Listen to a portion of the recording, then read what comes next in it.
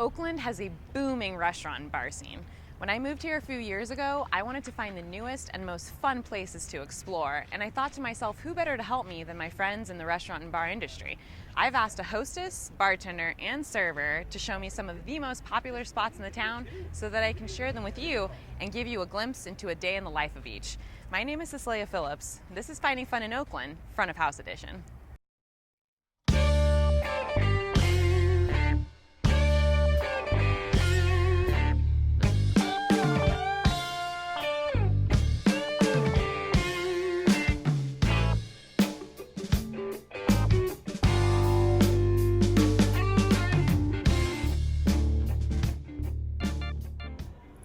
I started out by asking my friend and coworker, Amy, to bring me to one of her new favorite spots for dinner, Parlour in Oakland, California.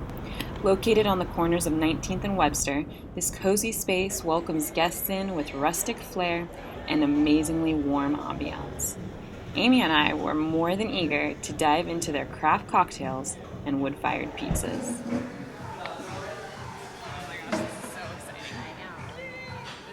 Gorgeous. It's really beautiful. Why do you like it so much here? I love that it's so open and airy, and I just think I love the wood, and I love the cocktails are super innovative and delicious and just well made always. No matter which one you get, they're all good. Cheers. So how did you get started in the restaurant business? I just kind of fell in love with it. It was always something different. Every night was different, high energy.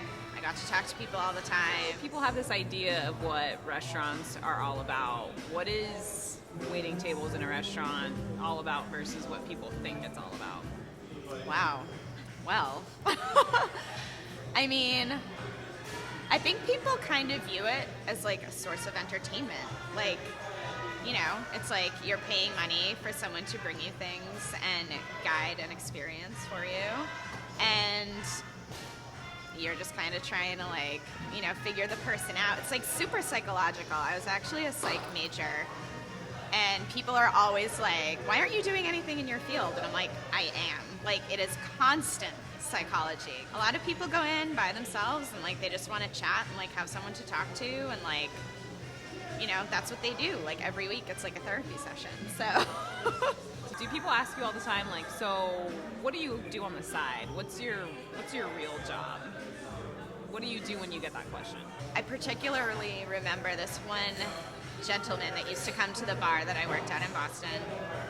And there was a lot of people with money there, and he used to come in almost every week, and one day he was just you seem so smart. Why are you bartending? Why don't you have another job? And I'm just he's why didn't you go to college? And I'm I did go to college. And that person right there that's waiting that table is in nursing school, and that person is going to law school. We're educated. We're not just people who had no other option, so we're working in a restaurant. You have to be smart. It's a lot, and you have to deal with people like that. So you have to be a very special person. So everyone has them in the industry. Biggest pet peeve. What is your biggest pet peeve when you're working? Something that you just can't stand. Biggest pet peeve as a server. When people say espresso. Espresso.